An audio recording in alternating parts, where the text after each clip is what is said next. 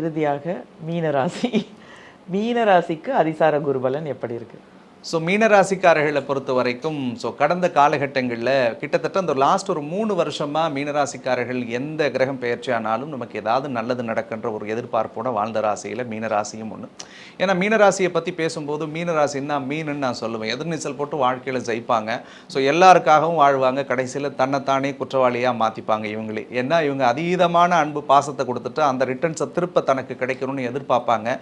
ஒரு சின்ன இடத்துல இவங்க அலட்சியப்படுத்தப்பட்டாலும் கூட இவர்கள் மனசு உடஞ்சிருவாங்க. அதுலேயும் குறிப்பாக லாஸ்ட் 1.5 வருஷம்லாம் மீனராசிக்காரர்கள் பட்ட வழியெல்லாம் வார்த்தையால் சொல்ல முடியாது. உண்மையை சொல்லணும்னா மனநலம் பாதித்த மாதிரி வாழ்ந்திருப்பாங்க. வெளியில் வந்துட்டா நான் நடபோனமாக நடந்துட்டுருக்கேன் சார், வீட்டுக்குள்ளே போயிட்டா ஏண்டா போகணும்னு நினச்ச நாட்கள் கூட அதிகமாக இருந்துச்சு சார் அப்படின்லாம் நிறைய மென்டல் ஸ்ட்ரெஸ்ஸோடு இருந்தாங்க. பட் 4ல் குரு வந்ததுக்கு பிறகும் கூட அவர்களுக்கு பெரிய சௌகரியத்தையும் சந்தோஷத்தையும் கொடுக்கல. ஏன்னா தர்மபுத்திரர் 4லே வனவாசம் போனதுன்னு சொல்லுவாங்க. வீடு மாறலாமா, எல்லை மாறலாமா, இல்லை வேற எங்கேயாவது போயிடலாமா, வேற வேலை மாற்றிக்கலாமா, இந்த மாதிரியான பல எண்ணத்துக்குள்ளே தான் மாட்டிக்கிட்டு இருந்தாங்க. தெளிவான முடிவுகளை கூட அவர்கள் சரியான நேரத்தில் எடுக்க முடியாமல் தடுமாறினாங்க. ஸோ அப்படிப்பட்ட அவர்களுக்கு ஆண்டவனுடைய அருளோடு ஒரு மிகப்பெரிய தெளிவை தரக்கூடிய அடிப்படையில் 5ஆம் இடத்து குரு பகவான் வரார் அப்படின்னே சொல்லலாம். ஸோ 5ல் குரு உச்சமடைகிறது, அதுவும் குறிப்பாக ராசிநாதனே உச்சமடைகிறது மீனராசிக்காரர்களுக்கு ஒரு மிகச்சிறந்த காலம் இந்த காலம்னே சொல்லணும். ஸோ கடந்த ஒரு 3 வருஷத்தில் எதெல்லாம் அனுபவிச்சாங்களோ, எந்த வழிகள்லாம் பார்த்து போராடினாங்களோ, எந்த விஷயங்கள்லாம் செய்யணும்னு நினச்சி அவங்களுக்கு செய்ய முடியாமல் போச்சோ அது எல்லாத்தையும் சத்தியமாக இந்த பீரியடில் செய்வாங்க. ரொம்ப முக்கியமாக 7ல் கேது இருந்து ராசியில் ராகு இருந்த காலம் லாஸ்ட் ஒரு 3 வருஷமாக குடும்ப வாழ்க்கையில் பல பிரச்சனைகளை மீனராசிக்காரர்கள் அனுபவிச்சிருப்பாங்க. கணவன் மனைவிக்குள்ளே சண்டை, காதலர்களாக இருந்தால் பிரிஞ்சிருப்பாங்க, அல்லது தேவையற்ற உறவுகளுக்குள்ளே போய் மாட்டிக்குவாங்க. ரிலேஷன்ஷிப்ஸில் தேவையில்லாத பிரச்சனை, வீணான அசிங்கம், அவமானம் அல்லது மன உளைச்சல், இது எல்லாம் அனுபவிச்சுட்டு வந்திருப்பாங்க. ஆனால் கடவுள் அந்த கேதுவை இப்போ விளக்கிட்டாருங்க. 5வது இடத்துலேருந்து பார்க்கக்கூடிய ராசியின் மீது பதிகிற பார்வை பெரிய பலத்தை தரும். அப்போது இல்லற வாழ்க்கையில் இருந்த சிக்கல் சரியாகும். கணவன் மனைவிக்குள்ள ஒற்றுமை, அன்பு, சந்தோஷம், குதூகலம் கிடைக்கும். கல்யாண வயசில் இருக்கக்கூடிய மீனராசிக்காரர்கள் கல்யாண பேச்சுவார்த்தை எடுத்தாங்கன்னா அவங்களுக்கு சக்ஸஸ் ஆகிடும். ஏற்கனவே லாஸ்ட் 3 இயர்ஸில் கல்யாணம் ஆகி டிவோர்ஸ் ஆகிடுச்சு சார், அல்லது கணவனை இழந்துட்டோம், பிரிஞ்சு வாழறோம்னா மறுமணத்தை எதிர்பார்த்து காத்திருக்கக்கூடிய மீனராசிக்காரர்களுக்கு நிச்சயம் மறுமணம் அமையக்கூடிய சூழலை கடவுள் ஏற்படுத்த போகிறார். அதே மாதிரி ராசிக்கு 9வது இடத்தை குரு பார்க்கறதுன்றது ஒரு திடீர் யோகம், திடீர் அதிர்ஷ்டம், திடீர் சுப செய்தி, திடீர் பணவரவுகளை இந்த காலகட்டம் ஏற்படுத்தும்.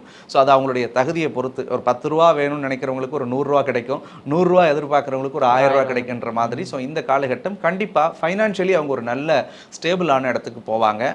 5ல் குரு எப்போதெல்லாம் உச்சமடையுதோ கண்டிப்பாக ஏதாவது ஒரு ப்ராப்பர்ட்டி அவங்க வாங்குவாங்க. அது சின்னதாக தொடங்கி பெரிதளவில் அவங்க எதெல்லாம் நினைக்கிறாங்களோ அதை வாங்கலாம். மண் வாங்கலாம், மனம் வாங்கலாம், வீடு கட்டலாம், சுய தொழில் தொடங்கலாம். இந்த காலகட்டங்களில் நல்ல இன்வெஸ்ட்மெண்ட்ஸ் பண்ணலாம். ஏதாவது பிஸ்னஸ் ஸ்டார்ட் பண்ணணும்னு நான் நினைக்கிறேன் சார் அப்படின்னா தாராளமாக அவங்க செய்யலாம்.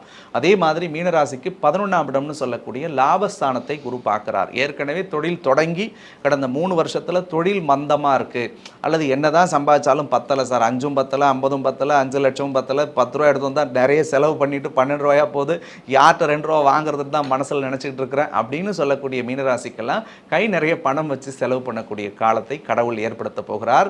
பல்வேறு அலைச்சல்களோடு பல டிராவலர் மாதிரி வாழ்ந்துட்டு இருந்த மீனராசிக்கெல்லாம் ஒரு இடத்துல ஸ்டேபிளாக உட்கார்றதுக்குரிய வாய்ப்பை கடவுள் கொடுப்பார். இந்த லாஸ்ட் 3 வருஷத்தில் மீனராசிக்காரர்கள் கடவுள் மேலே கூட பற்று இல்லாத இருந்திருப்பாங்க. என்னடா இது, சாமி கும்பிட்றோம், கோயிலுக்கு போகிறோம், விளக்கேற்றுறோம், பூஜை பண்ணுறோம், கடைசியில் கடவுள் நமக்கு தானே கஷ்டத்தை கொடுக்குறார். வெளியில் போனால் நல்லா இருக்கும், வீட்டுக்கு வந்துட்டா மன உளைச்சலாக இருக்கும், ஒரு கோயில் போனால் சண்டை வருது, ஒரு படத்துக்கு போனால் தான் சண்டை வருது, ரெஸ்டாரண்ட் போய் சாப்பிட்டு வரலான்னா தான் மன உளைச்சல் ஆகுது அப்படின்லாம் நிறைய ஃபீல் பண்ணியிருப்பாங்க. அந்த கவலைகள் மாறும். அவர்கள் செய்த அத்தனை வழிபாட்டிற்கும் நிச்சயம் பலன் கிடைக்கும். ஒரு விஷயத்தை மீனராசியை ஆழமாக புரிஞ்சுக்கலாம். இந்த காலத்தில் நிச்சயமாக ஒரு பட்டம் கிடைக்கும், பதவி கிடைக்கும், பெயர் கிடைக்கும், புகழ் கிடைக்கும். ஏற்கனவே மீனராசியிலிருந்து சில விஷயங்களை நான் இழந்துட்டேன் அப்படின்னா சத்தியமாக அவர்களுக்கு சில விஷயங்கள் தானாக கிடைக்கும்.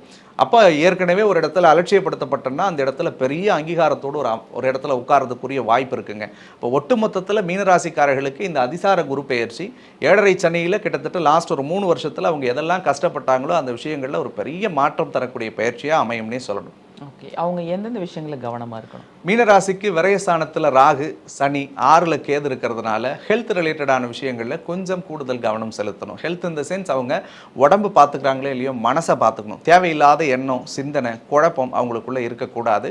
12ல் சனி ராகு என்ன பண்ணணும்னா கொஞ்சம் பிரம்மாண்டமான செலவுகளை இழுத்து விட்டுடும். சின்னதாக பண்ணணும்னு நினைக்கிறத பெருசாக பண்ணலான்னு சொல்லி போயிட்டு அகலக்கால் வச்சு தேவையில்லாத கஷ்டத்தை கொடுத்துரும். 100 ரூபாயில் முடிய வேண்டிய வேலைக்கு 1000 ரூபா செலவு பண்ணலான்னு இந்த டைம் என்டர்டெயின் பண்ணும். அதில் மட்டும் கொஞ்சம் அவங்க கொஞ்சம் கேர்ஃபுல்லாக இருக்கணும். அதே மாதிரி பணம் வாங்குறது கொடுக்கறது அப்படிங்கிறதுல இந்த காலகட்டம் 10 ரூபா கைமாத்து கொடுத்தாலும் வராது, நம்மளே 100 ரூபா வாங்கிட்டு கொடுக்கணும்னு நினைச்சாலும் கொடுக்க முடியாது. அதில் தேவையில்லாமல் எங்கேயும் போயிட்டு இவங்க லாக் ஆகிடக்கூடாதுன்றது மட்டும்தான் ஒரே ஒரு விஷயம். ஏழரை சனி நடக்கிறதுனால கொஞ்சம் நிதானம், கொஞ்சம் பொறுமை, கொஞ்சம் ஒரு தெளிவோட சில முடிவுகளை இவர்கள் எடுத்தால் வாழ்க்கையில் நிச்சயம் வெற்றி பெறுவார்கள். எந்த கோவில் வழிபாடு மீன ராசிக்காரர்களுக்கு நல்லது நடக்கும்? மீனராசிக்காரர்களை பொறுத்த வரைக்கும் சிவபெருமானுடைய வழிபாடு பௌர்ணமி நாள் அன்னைக்கு போய் செய்யறது ரொம்பவே நல்லது. பக்கத்திலே எந்த கோவில் இருந்தாலும் சரிதான், அந்த கோவிலுக்கு போயிட்டு அந்த பிரகாரத்தை பௌர்ணமி அன்னைக்கும் வலம் வந்துட்டு அந்த சிவபெருமானுக்கு ஒரு 5 அகல் தீபத்தை வாங்கி மனசார வேண்டிக்கிட்டு, கடவுளே இந்த ஏழரை சனியால் வரக்கூடிய பாதிப்பு எனக்கு விலகணும், என் உடம்பும் மனசும் தெளிவாகணும்னு சொல்லி மனதார பிரார்த்தனை பண்ணணும். முடிஞ்சால் நவகிரகத்தில் இருக்கக்கூடிய சனி பகவானுக்கு 2 எள்ளெண்ணெய் தீபம் ஏற்றி இவங்க மனதார வழிபடும் பொழுது அந்த ஏழரை சனியால் வரக்கூடிய தாக்கங்கள் குறையும். முடிஞ்சா அந்த நாளில் ஏதாவது ஒரு பிரசாதம் இவங்க கையால் கொண்டு போயிட்டு ஒரு 4 பேர்த்துக்கு இவங்க தானமாக கொடுக்கும்போது அந்த சனியால் ஏற்படக்கூடிய கர்ம பலன்களை கடவுள் இவர்களுக்கு குறைப்பாங்க. ஸோ இந்த வழிபாடை இவங்க செஞ்சாலே போதும், நிச்சயம் இவருடைய வாழ்க்கைக்கு ஒரு பெரிய மாற்றம் தரக்கூடிய அடிப்படையில் அமையும். சரி, இவ்வளோ நேரம் 12 ராசிகளுக்கும் அதிசார குருபலன் எப்படி இருக்கும், அவங்க என்ன மாதிரி பரிகாரம் செய்யணும், எந்த கோவிலுக்கு போகணும் அப்படிங்கிறது ரொம்ப விளக்கமாக ரொம்ப அழகாக சொன்னீங்க.